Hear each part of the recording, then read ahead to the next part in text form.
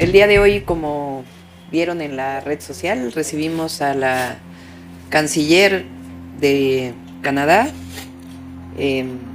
una mujer joven, muy inteligente, Melanie Joly. Ella tenía interés de hablar de presentarnos, hablar con nosotros. Yo la había visto alguna vez en la jefatura de gobierno. Su interés es conocer nuestro posicionamiento sobre el TEMEC, era su principal preocupación o más bien conocimiento. Esencialmente nosotros obviamente hablamos también de la importancia de que se mantengan y amplíen las visas de trabajo para los mexicanos. Y en el caso del TEMEC hablamos de que lo que viene en el 2026 pues en realidad es una revisión menor, que coincidimos plenamente con ellos, que lo que hay que hacer es fortalecer el tratado, y evidentemente quería saber pues si nosotros estábamos de acuerdo con ellos. Le dijimos que sí. Lo hemos dicho, esta no es una renegociación ni mucho menos, es una revisión, así está planteada.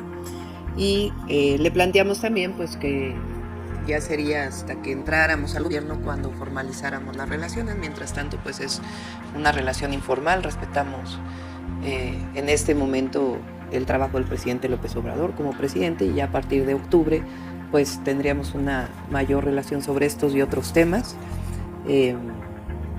de inversión también de empresas canadienses que tienen interés de venir a México, y ya pues estarían encargados por supuesto Juan Ramón de la Fuente y Marcelo Ebrard de este trabajo, pero sí pues a partir de octubre. Fue esencialmente la conversación, decir obviamente que celebramos la liberación de Julian Assange, lo pusimos en las redes sociales.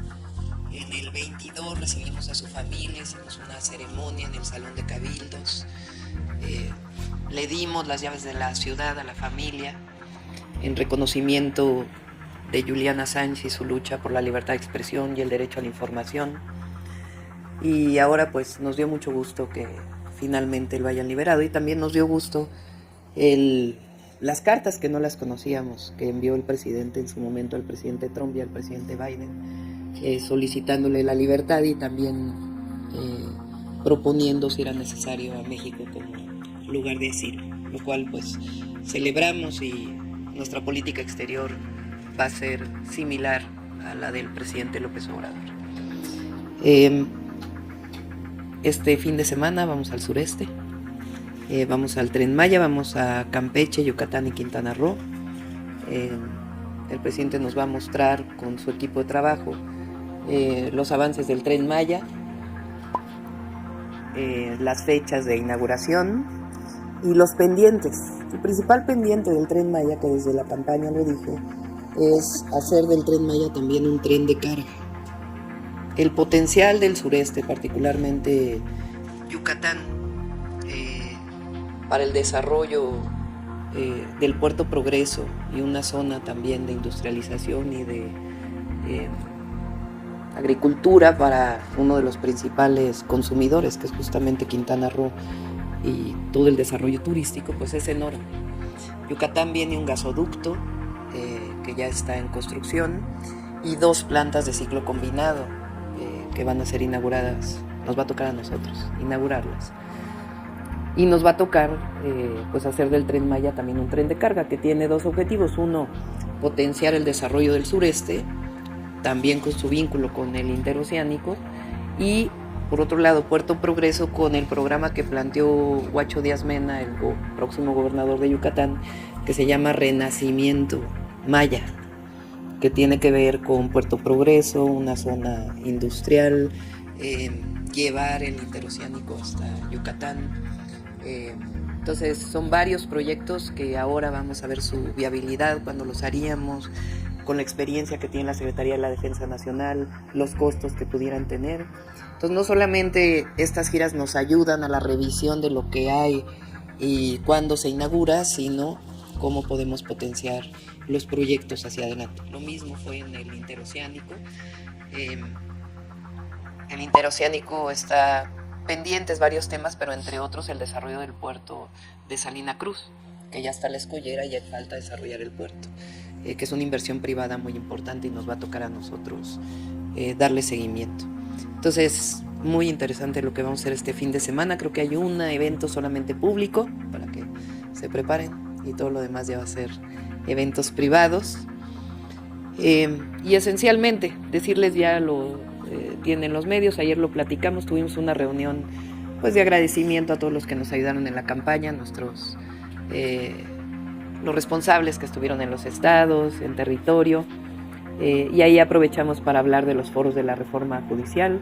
También se van a hacer foros desde Morena de la reforma judicial.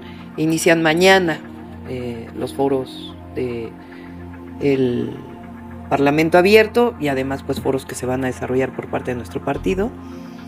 Y esencialmente son la información que tenemos el día de hoy para ustedes.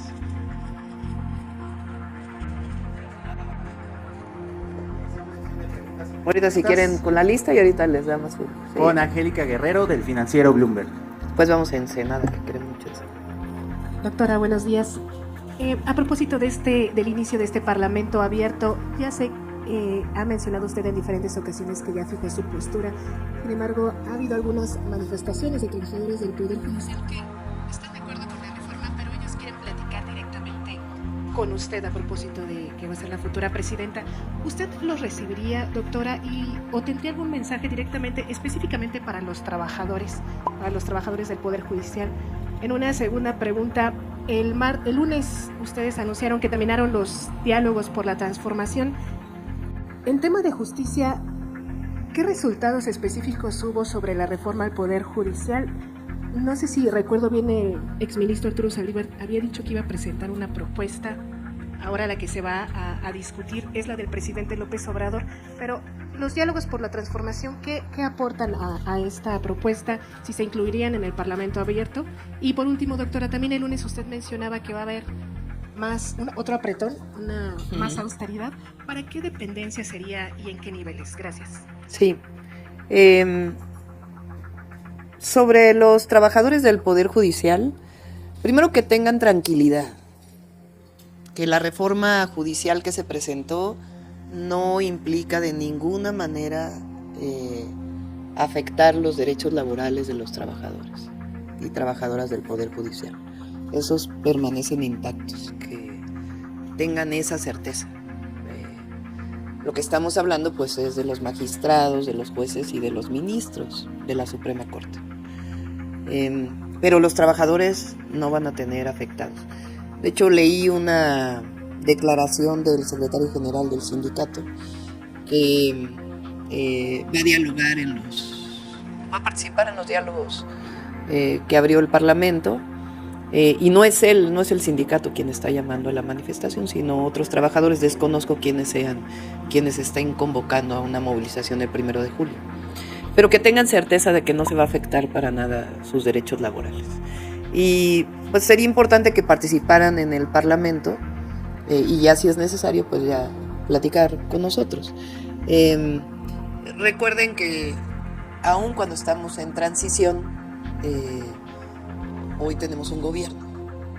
Entonces es importante también pues que platiquen con el gobierno del presidente a través de la Secretaría de Gobernación y si es necesario pues también lo recibimos. Pero hoy está abierta la puerta ahí en el Parlamento abierto y que sepan que no se van a afectar sus derechos laborales. Eso sobre los trabajadores del Poder Judicial y trabajadoras. Sí, el ministro Arturo Saldívar presentó no sobre este tema particular en donde hay acuerdo, sino cómo fortalecer también el acceso a la justicia con el fortalecimiento del Poder Judicial a través de otros esquemas. Se puede presentar en el Parlamento abierto, pero tiene que ver más bien con una propuesta adicional, más allá de lo que está en este momento en discusión. Yo creo que ya sería un segundo momento y a lo mejor no requeriría una reforma constitucional. Pero en realidad está planteando otros esquemas que ayuden al acceso a la justicia, más allá de la elección de los jueces. Fue propuesta de él desde hace tiempo lo del Consejo de la Judicatura, que se separara la parte administrativa y la parte del tribunal que tiene que ver con la sanción a los jueces. Entonces hay acuerdo, es más bien el fortalecimiento que está planteado ahí con otros esquemas adicionales en los diálogos por la transformación. Sí, estamos revisando, si quieren lo planteamos en alguna otra conferencia. No se trata ni de afectar la operación y lo que fue la austeridad del neoliberalismo, que lo que significaba era disminuir programas sociales o afectar los grandes derechos como educación, salud, vivienda. Al contrario, esos los vamos a fortalecer, sino más bien creemos que hay otras áreas del gobierno donde todavía se afectó. No sé si recuerdan, por ejemplo, el presidente en algún momento habló de los delegados de distintas secretarías, que hay que revisarlo de nuevo porque no se pudo en este gobierno quitarlos. A lo mejor no son todos, pero sí algunos que creemos que son demasiadas funciones y demasiado espacio, y algunas otras áreas del gobierno descentralizados también, donde podría haber todavía mayor austeridad republicana. Vamos con Agustín Rodríguez de Azteca. ¿Qué tal? Muy buenas tardes, doctora. Yo quisiera preguntarle, por ahí un subsecretario de Hacienda dijo que ya se están teniendo pláticas con el secretario por parte de este tipo, con el secretario Rogelio Ramírez de Lao, para ver de qué manera se podría reducir la deuda pública con relación al PIB, para que cuando ustedes lleguen ya se lleve algo de trabajo avanzado. Y bueno, y también ya estamos haciendo aquí nuestras apuestas para el día de mañana, a ver quiénes van a pasar, qué gabinetes, en fin. Podríamos más o menos suponer que el día de mañana ya serían cargos que tuvieran que ver con educación, salud, bienestar, y dejar hasta la última tanda todo lo que tenga que ver con seguridad. Gracias. Ya vamos a... Es cierto que la parte de seguridad va a ser hasta... No va a ser mañana, eso sí se los puedo adelantar. Y ya mañana ya van a saber cuáles secretarías son. Y sobre el trabajo del presupuesto del 2025, en este caso se ampliaron los plazos justamente porque hay transición para entregarlo a la Cámara de Diputados. No se trata de la deuda, sino más bien porque hay un manejo razonable de la deuda. Es el tema del déficit del presupuesto ahora que... Vamos a ver cómo cierra el presupuesto también de este año, porque el presidente siempre ha sido muy responsable en el manejo de los recursos públicos. Entonces vamos a ver cómo cierra, y nuestro objetivo, digamos, lo que se pide en general es que el déficit no sea mayor del 3%. El otro día con los empresarios yo hablé de 3.5%. Depende mucho de cómo vaya a cerrar este año también. Pero está garantizado, porque ya tenemos ese análisis que era lo que a mí me importaba. Desde la campaña lo hicimos con la información pública, de la cuenta pública, pero ahora hemos tenido pues con el secretario Rogelio Ramírez de Lao la oportunidad de trabajar un poco más, garantizar los programas sociales actuales o los programas de bienestar actuales, los programas nuevos, niños y niñas de escuela pública, que el próximo año será secundaria, como lo dijimos, y 1 millón de mujeres de 60 a 64 años. Eso está garantizado. Ya lo tenemos evaluado, ya sabemos de dónde va a salir el recurso, y además no cerrar la inversión pública en obras estratégicas. Recuerden que nosotros planteamos obras estratégicas como continuar el tren, pues, tanto el tren de carga, el Maya, como recuerden que planteamos proyectos para el tren de pasajeros, particularmente es el norte del país. Entonces nos gustaría iniciarlos el próximo año, entonces que haya presupuesto para que los podamos iniciar, y el programa de vivienda, que tiene que ver con recursos del Infonavit y otros recursos también, para potenciar la vivienda, el acceso a la vivienda, que el gobierno del presidente lo tuvo, pero nosotros queremos 1 millón de viviendas para el próximo sexenio, lo he dicho varias veces. Iniciaría el próximo año con recursos del Infonavit y recursos públicos además, y obras estratégicas. Entonces está garantizado, siempre con un buen manejo del presupuesto, sin necesidad de reformas fiscales profundas. Se puede, con los ingresos actuales, reorientar para lo que se necesita. Entonces lo tenemos planteado, lo estamos trabajando de manera muy responsable y hay recursos. Sí, pues además, imagínense, el mismo secretario de Hacienda, pues nos garantiza, no al gobierno entrante, sino al país, le garantiza mucha estabilidad. Recuerden que en la historia pasada, particularmente en el siglo XX, pues había siempre problemas a la hora de las transiciones. Entonces, no solamente porque considero que el doctor Ramírez del Lago es una persona de primerísima, sino que además pues nos garantiza al país mucha estabilidad hacia adelante. Entonces, no va a haber ningún problema y lo tenemos todo considerado y el presupuesto va a alcanzar el próximo año. Continuamos con Amado Azueta de Latinos. Depende si ellos quieren. Ya se hizo una primera ofrecimiento por parte del presidente. Algunos de ellos manifestaron su interés, por ejemplo, particularmente para el México Querétaro, que es el que tiene su rentabilidad garantizada y que hay interés por parte de los privados. En los otros lo manifestaron, pero no hemos entrado en contacto con ellos y estarían interesados. Y si no, lo desarrollaríamos a través del gobierno. ¿Qué tal? ¿Cómo está, doctora? Buenas tardes. Oiga, preguntarle también sobre el presupuesto. ¿Ya está trabajando entonces Ramírez del Lago precisamente sobre el presupuesto de 2025? Hay reuniones. O sea, tengo un equipo de trabajo que está pues ya arrastrando el lápiz como normalmente se dice, y hay reuniones con el secretario, informales porque obviamente no ha iniciado formalmente la transición. Y él pues da su opinión evidentemente y su orientación también en términos macroeconómicos y de distribución del presupuesto. Entonces sí, hay reuniones con él y tenemos un equipo que ya está trabajando en ello. ¿Cuánto aumentaría este presupuesto 2025 con respecto a lo que fue 2024? ¿Tiene alguna idea más o menos de un porcentaje que nos pueda Los dar? ingresos ya lo platicamos con calma, pero repito, no va a haber una reforma fiscal profunda que represente más impuestos para la gente, ni mucho menos, sino que con lo que tenemos y mejorando la recaudación, lo he dicho, en aduanas, en el propio SAT con la digitalización. Recuerden que planteamos la creación de la Agencia de Transformación Digital del gobierno. Les puedo decir de una vez que su titular va a ser José Antonio Peña Merino. De una vez ya les di la nota.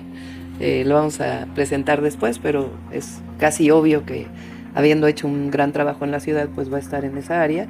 Y ya lo podemos presentar un día de cómo estamos planteando, porque no es la creación de algo nuevo que va a representar más presupuestos, sino juntar distintas áreas del gobierno federal que nos permitan trabajar en ello. Entonces, digitalizando en distintas áreas vamos a tener más ingresos. Y ya en su momento, cuando ya se vaya a presentar el presupuesto, se los platicamos. De lo que aplicó precisamente Merino, ¿qué es lo que va a hacer para todo el país? ¿Algún proyecto que usted Ya lo presentamos, hay muchos proyectos de digitalización hacia adentro del gobierno, que es muy importante. Ustedes han oído hablar al presidente varias veces del elefante reumático. Entonces necesitamos también, al presidente pues no le dio mucho tiempo de esa parte de mejorar pues toda la normatividad interna, y es importante hacerlo para facilitar los trámites y hacia afuera también. O sea, la inversión pública y la inversión privada se facilitan cuando hay trámites sencillos. Ya por último le preguntaría este llamado de unidad que hizo ayer, que nos platicaron tanto el dirigente de Morena como también el senador Monreal.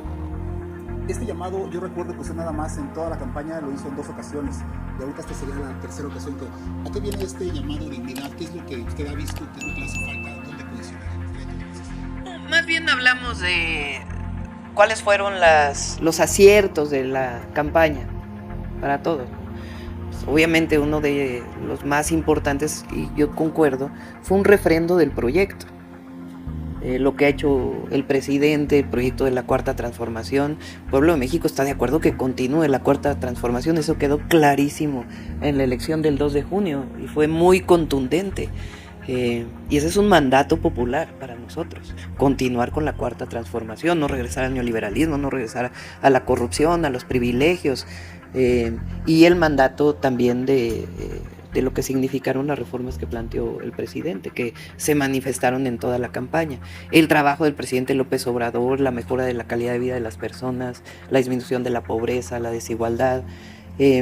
ganar Yucatán, por ejemplo, pues evidentemente tiene que ver con un hombre de primera como es Joaquín Díaz Mena, que es nuestro candidato, pero tiene que ver mucho con todo lo que se hizo en el sureste de México y que la gente está de acuerdo con el proyecto del Tren Maya y muchos otros proyectos que se hicieron en Yucatán.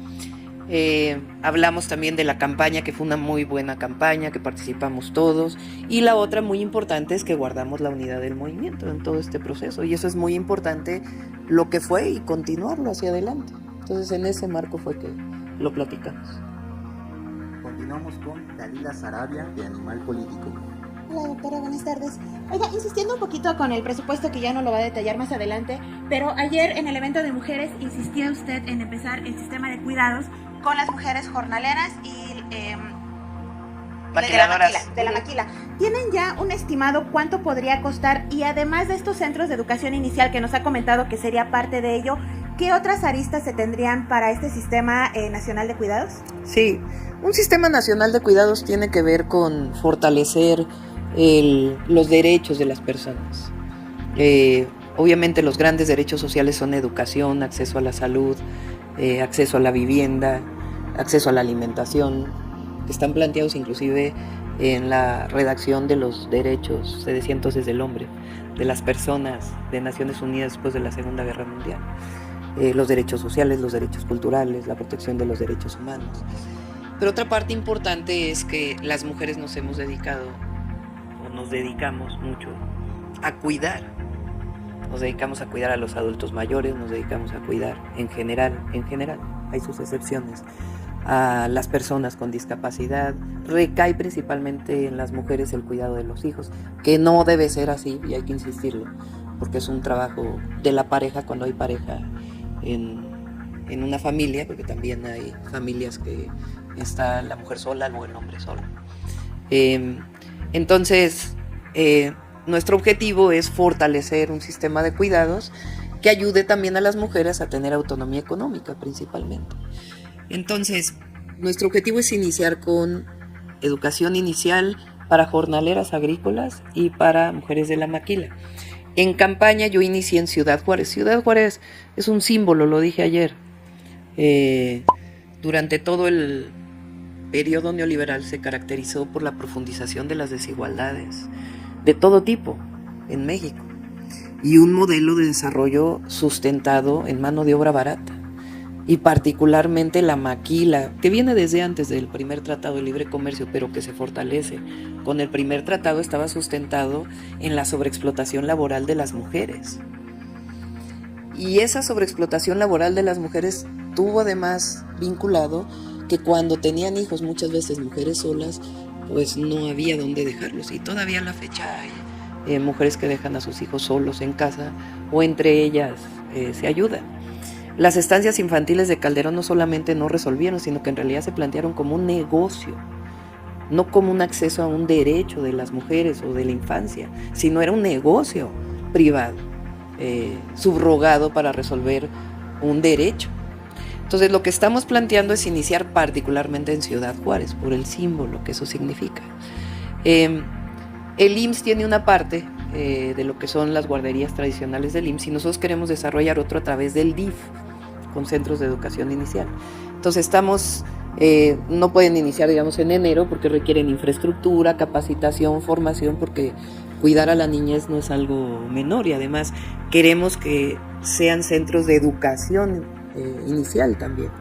Entonces vamos a desarrollarlo en este primer año y poco a poco se va a ir cumpliendo en el 25 y en el 26 pues se podrá desarrollar en todo su amplitud. ¿Tiene prevista una partida o algún tipo de presupuesto? ¿En algún momento Hacienda hizo una estimación de para echar a andar el Sistema Nacional de Cuidados en lo que diría más o menos el 1.5 del PIB? ¿Sí lo está viendo como una partida particular a cuánto podría? Sí, pero tiene que ser paulatino, precisamente por lo que significa la atención a la niñez. No es de que mañana pongo una estancia infantil y a ver quién cuida a los niños, ¿no?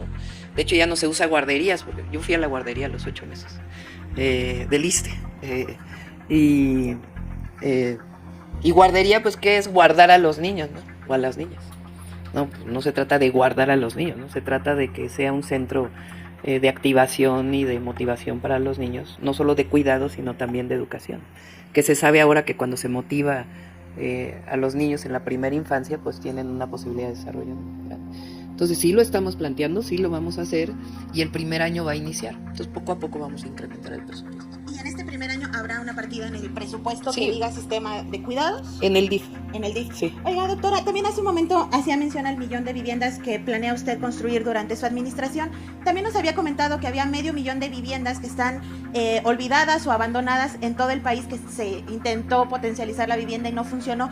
¿Tiene un plan? ¿Está considerando usted Sí, también lo rescatarlas? tenemos. Sí, son distintos. Fíjense, hay viviendas que ya están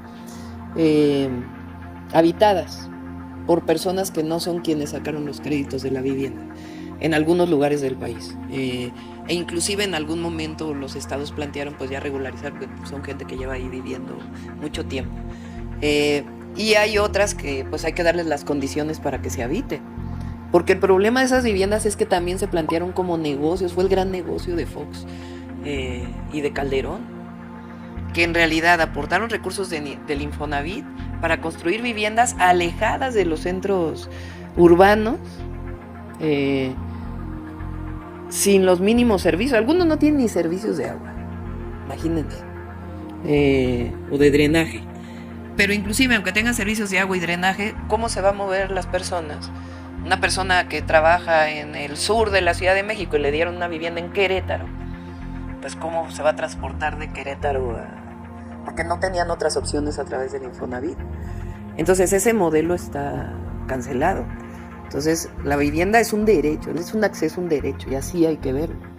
Y obviamente cómo se construyen pues es que no sea este negocio inmobiliario, que en realidad fue un negocio inmobiliario. Entonces las que están abandonadas también tienen una parte administrativa y jurídica que hay que visualizar. Actualmente ha hecho algunas cosas el actual director del Infonavit, pero tienen una parte que todavía está ahí, que nos va a tocar pues desenredarla y ver qué hacemos con las que ya están habitadas, ¿no? Porque pues, tampoco se puede decir llegar y sacar a las personas. Entonces tiene que haber un proceso también de reubicación, pero si esa vivienda era de otra persona y están los créditos ahí y no se pagaron, pues hay una parte jurídico-administrativa que hay que resolver. Y concluyo muy rápido, ya tuve oportunidad de platicar con Gerardo Fernández Noroña, ya el presidente también habló sobre el tema, preguntarle si ya pudieron conversar de la situación que está... No, vamos a conversar en la semana. Yo lo dije, o sea, Gerardo es un compañero que valoramos mucho en el movimiento. Y lo dije el otro día, él entró a la encuesta propuesto por el PT, igual que Manuel Velasco entró propuesto por el Partido Verde. Entonces las reglas que están ahí pues están planteadas para quienes pertenecemos a Morena. Entonces él no es, digamos, militante de Morena, no ha participado en los congresos, consejos. Eso no quiere decir que seamos parte del mismo movimiento y que apreciamos y valoramos muchísimo el trabajo. Tan es así que él es senador por Morena, en la lista de Morena. O sea, tan consideramos importante y además pues es muy valioso que no esté en la lista del PT, porque en el PT pues entraron 3 senadores, pero incluso se esperaba por el PT que si entraban 2 era mucho. Entonces el primero en el PT pues es el profesor Alberto Anaya y la segunda es Jacob, que entró por el PT. Entonces acá pues lo que dijimos es, bueno, si no va a entrar por el PT Gerardo, pues requiere un espacio. Entonces entra por la lista de Morena. Entonces Gerardo es muy importante y no tiene por qué plantearse una discusión por cargos.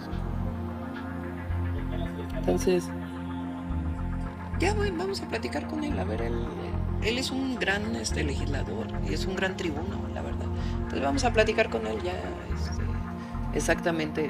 Entonces es muy valioso, pero hay que considerar cómo fue pues el proceso, ¿no? Pues en todo caso, yo di mi opinión, firmamos un acuerdo y los senadores en todo caso pues tendrán que tomar sus decisiones. Última pregunta. Ya vamos a platicar con él. Última pregunta de Arturo Páramo, de Grupo Imagen. Acá de este lado enfrente de usted, muchas gracias, doctora, buenas tardes. Volviendo al tema económico, también ayer el subsecretario de Hacienda hablaba acerca de que durante esta administración se alcanzó un crecimiento anual de entre 2-3%.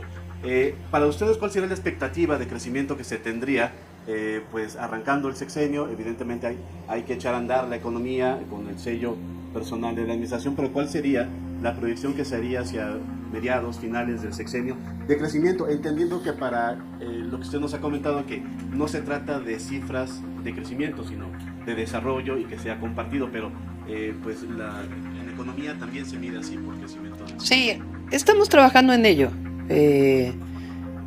Pues recuerden que el gabinete económico apenas lo estamos formando. Rogelio, el doctor Rogelio Ramírez de la U, pues es actual secretario de Hacienda, y tenemos que trabajar lo que viene hacia adelante. Muy importante para el crecimiento económico, para el desarrollo del país, para el empleo, seguir con la obra pública, con la inversión pública. Que nosotros consideramos que la pensión adulto mayor, lo que va en el presupuesto, educación, salud, son inversiones.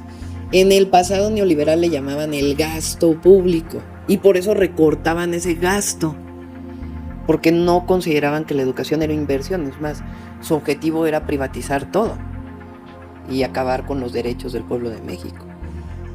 Por eso dejaron de invertir en educación superior y lo orientaron todo a la inversión privada. Ese no es nuestro modelo. Nosotros consideramos el presupuesto en educación una inversión, el presupuesto en adultos mayores es una inversión, no es un gasto, porque gasto tiene esta idea de algo suntuario y no, es una inversión pública. Pero la inversión en infraestructura pública tiene que continuar. Una parte en vivienda y otra parte en las obras estratégicas, porque así las consideramos nosotros. No solo es obra pública, es una obra estratégica para el desarrollo del país. Así lo fueron el interoceánico, el Maya, el presidente le llama obras prioritarias, yo le llamo obras estratégicas, porque están planteadas para el desarrollo futuro del país, no solamente para el actual. No solo es generar el empleo ahora, sino es, en el caso de la refinería, la autosuficiencia en la producción de gasolinas, en el caso del Tren Maya, el desarrollo del sureste, potenciar el turismo, ahora con la carga, pues potenciar el desarrollo también de otro tipo para la zona. Entonces, el próximo año va a haber inversión en educación, inversión en salud, inversión en los programas de bienestar, que ya son derechos y que van a ser derechos otros, la inversión de los nuevos programas de bienestar y la inversión en infraestructura pública, y eso potencia el crecimiento económico y potencia la inversión privada. Okay. En otro tema también que tiene que ver con economía, ya se dio a conocer por parte del INEGI una encuesta sobre el ahorro de los mexicanos, lo que ahorra las familias, la gente trabajadora. Es bajo el monto que la gente ahorra para los imprevistos. Entiendo que tiene que ver con el modelo económico, lo que ya platicaba usted ahorita a grosso modo, la lejanía a las fuentes de trabajo, los bajos salarios, etc. ¿Qué podría hacer su gobierno para motivar, para generar más ahorro, no pensando en las pensiones para el retiro, sino en el ahorro para resolver asuntos? Seguir aumentando el salario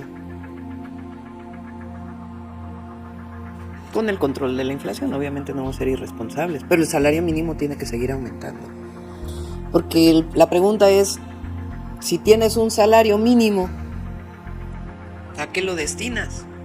¿Cuánto te queda para ahorrar? Entonces no es que las y los mexicanos gastemos, somos muy gastadores y consumistas, no. El tema es que durante años se mantuvo el salario bajísimo y apenas ahora se está recuperando el poder adquisitivo. Entonces tiene que seguir habiendo poder adquisitivo para que haya más ahorros, si no, ¿cómo? Y lo hemos planteado siempre, con los empresarios en campaña se los planteamos y de manera muy responsable. Nuestro objetivo es que el salario mínimo llegue a 2 canastas básicas, 2,5 canastas básicas. Y última de mi parte, en una plática que tuvo el presidente y que fue televisada a inicio de esta semana, habló acerca de la posibilidad, bueno, de que él se va a retirar, pero siempre estará la posibilidad de que si usted lo convoca para apoyar al gobierno, él acudiría. De hecho, llamó mucho la atención que usó el término de si hay una guerra. Entonces generó mucha expectativa. ¿Cómo fue esa plática con el presidente? ¿De qué salió en realidad? ¿Hay alguna posibilidad de que de verdad el presidente vuelva para integrarse de alguna manera al gobierno? Sí, en estas pláticas recientes que hemos tenido, yo le platiqué, porque estaba leyendo todo lo que hizo el general Cárdenas en la cuenca del río Balsas. O sea, la siderúrgica Lázaro Cárdenas, el puerto de Lázaro Cárdenas, toda la parte de distritos de riego. Se hizo después de que el general Lázaro Cárdenas fuera presidente, en una convocatoria que hizo un expresidente a expresidentes a que participaran.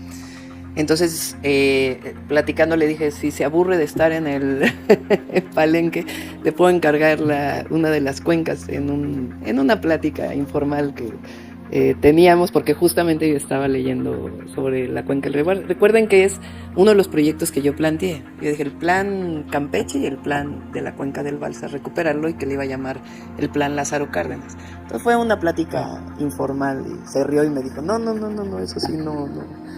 Eso no te lo voy a aceptar. Y en algún otro momento también le dije, oiga, pero si hay algo así terrible en el país y también en estas pláticas. Dijo, no, pues sí es. Digo, y yo le dije, la patria es primero. Y me dijo, sí, la patria es primero. Pero son pláticas que tenemos en esta transición histórica que estamos teniendo, porque pues con el presidente López Obrador tengo el privilegio de que nos conocemos desde hace tiempo. Pues hemos trabajado casi 24 años. Entonces, mucho tiempo yo regresé a la universidad a trabajar, de ahí era mi trabajo esencial, pero nunca dejé de participar en el movimiento. Entonces son pláticas que tenemos, que no tienen nada que ver con esto de nuestros adversarios que dicen que López Obrador va a tener su teléfono rojo desde Palenque para darme instrucciones todos los días de lo que tengo que hacer. La agenda para hoy, sí, vamos a estar aquí. Sí, vamos a recibir algunas visitas, pero nada trascendente.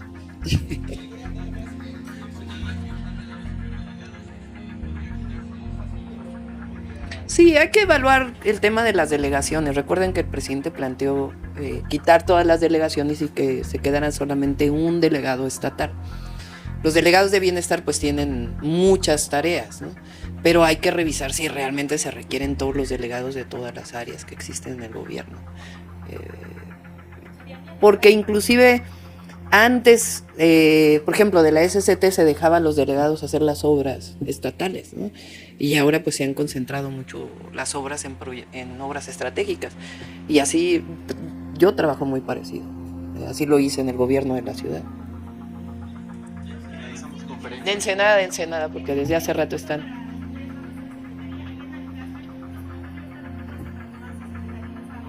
Sí, por lo pronto no lo tenemos contemplado.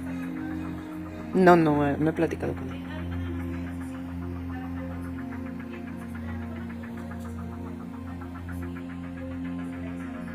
Eso no quiere decir que no va a ser importante el trabajo de las mujeres.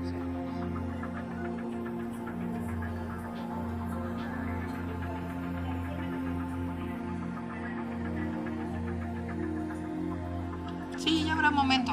Recuerden que son 6 las de septiembre. Estamos trabajando, por cierto, en la del ISSSTE.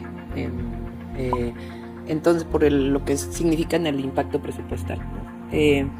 Pero son pueblos originarios, pueblos indígenas y afromexicanos, que es una deuda histórica. Reforma judicial. Los programas de bienestar, que incluyen también 60-64 de mujeres y niños y niñas en la beca para niños y niñas que estudian en la escuela pública. Es que son 2, los planteamos como 2. 60-64, niños y niñas, ISSSTE, no reelección, reforma judicial y pueblos originarios.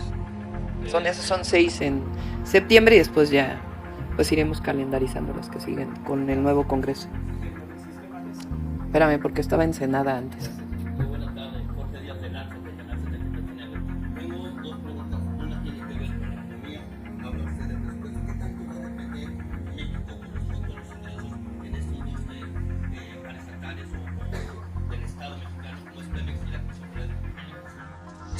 Bueno, Pemex ha ido disminuyendo como parte de lo que siempre hemos pensado nosotros, y el presidente lo ha hecho realidad.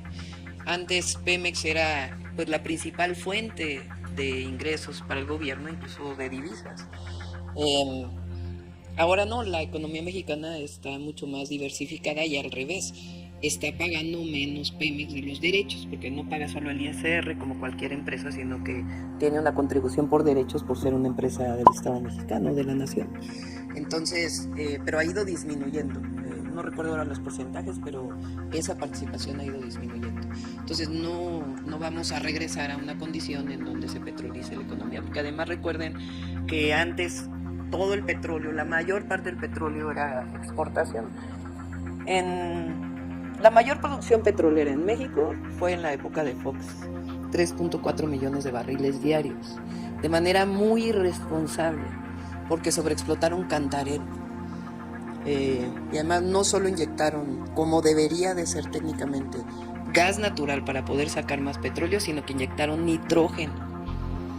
Y entonces contaminaron el pozo, contaminaron el gas con nitrógeno. Les veo caras asombradas, pensé que ya lo sabían. O sea, Fox aumenta la producción de petróleo con Cantarell, que era el principal yacimiento petrolero de México, que le dio a México ese yacimiento muchísimo petróleo, entre otras cosas por la exportación a Estados Unidos. Entonces se llegan a producir 3.4 millones de barriles de una manera muy irresponsable, porque primero inyectan nitrógeno. Hoy no se puede aprovechar ese gas porque se necesita una planta para separar el nitrógeno del gas porque está contaminado. Eso ya tiene un rato. Ahora Pemex trae un proyecto para ello. Viene ahí en su programa de sustentabilidad que presentaron hace unos meses, para poder aprovechar ese gas natural. Pero además los ingresos petroleros, que fueron de miles de millones de dólares, de esa época, porque el barril llegó a estar a $120 el barril, hoy está entre 70 y 80. Todos esos ingresos, ¿qué obra importante recuerdan ustedes del sexenio de Fox? Entonces, ¿a qué se fueron? A puro gasto corriente, a contratar más gente, En esa época los ingresos por petróleo pues era una buena parte por exportación, eran ingresos en dólares, porque 90% de la exportación de petróleo en México fue a Estados Unidos. Hoy se producen 1.8 millones de barriles diarios, vean, frente a 3.4, y el planteamiento es que ese sea el tope por cambio climático, y también porque ahora el planteamiento es distinto, que no se exporte el petróleo, sino que su venta sea nacional a través de la recuperación del sistema de refinación nacional. Por eso las cotizadoras, por eso la refinería Olmeca, y nosotros estamos de acuerdo con ello, es algo que manifestamos pues desde hace mucho tiempo. CFE tiene sus recursos propios, de hecho CFE recibe un subsidio importante, al revés. El subsidio de las tarifas de energía eléctrica de norte son cerca de 40,000 millones de pesos.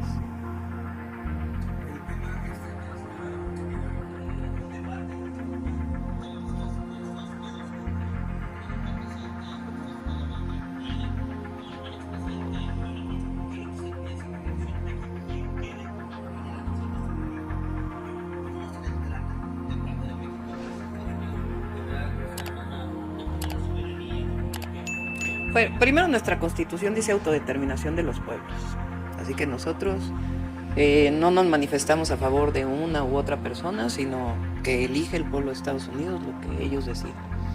Y con cualquiera que elija vamos a tener una buena relación. Hoy viene una declaración de Marcelo Ebrard ahí en la jornada, que dice Estados Unidos necesita de México, incluso en su relación con China, y es algo que hemos platicado. Este tema de la integración que tenemos con América del Norte y que además queremos que sea del continente, porque eso nos fortalece, hace que pues, tengamos esta relación, y que cualquiera de los presidentes de Estados Unidos sabe eso. Ahora, van a usar el tema de la migración en la campaña, y es parte de la campaña, pues nosotros siempre vamos a pedir respeto a nuestro país y respeto a los mexicanos que viven en Estados Unidos. Gracias, compañeros. Gracias a todos y a todas. Gracias.